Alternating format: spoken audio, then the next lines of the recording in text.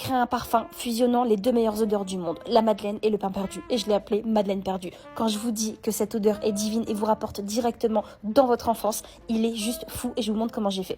Donc je me suis rendue à Grasse, qui est la capitale mondiale du parfum. C'est une petite ville dans le sud de la France. Et cette ville, elle regroupe toutes les plus grandes maisons de parfums français. Je me suis rendue à un atelier pour créer mon propre parfum à moi qui n'existe nulle part ailleurs. Il y avait 72 senteurs et vous n'êtes pas sans savoir qu'il y a des notes de fond, des notes de cœur et des notes de tête qui constituent un parfum. C'est pour ça qu'au fil des heures, ton parfum, il sent différentes odeurs. On commence toujours par les notes de fond. La base, c'est vraiment le socle de ton parfum. Ça va être ces odeurs-là qui vont rester quelques heures, voire même quelques jours sur ta peau, sur tes habits, contrairement aux notes plus volatiles, plus légères qu'on va venir mettre par-dessus. Du coup, il faut pas vraiment en mettre trop. 5-6, c'est suffisant. Donc j'ai dû faire un tri parmi toutes mes préférées. Au bout d'un moment, vraiment, j'étais en train de serrer. Je ne sentais plus, je ne faisais plus la distraction entre rien. Je peux vous assurer que passer 1h30 à sentir 72 senteurs, ma tête allait exploser. Une fois que j'ai établi la base, le socle de mon parfum, je passe à la deuxième ligne qui va être les notes de cœur. C'est des notes assez intenses qui apparaissent juste après que les notes de tête disparaissent. Donc c'est vraiment le milieu, la sous-couche. C'est généralement dans les notes de cœur que toutes les fleurs se trouvent, mais moi je voulais rien de floral, je voulais absolument que ce soit quelque chose de gourmand, quelque chose qui rappelle l'enfance. Ouais, quelque chose de gourmand, et les fleurs ça se mange pas, donc je voulais pas de fleurs.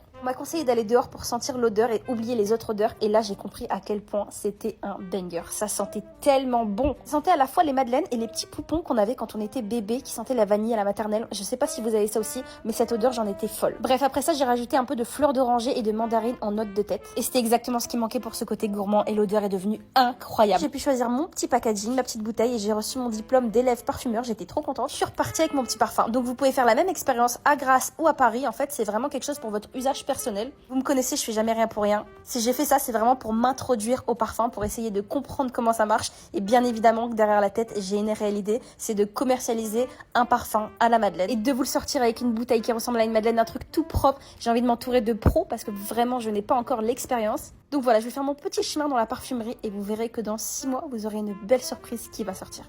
Une surprise très très gourmande qui va vraiment vous ramener en enfance.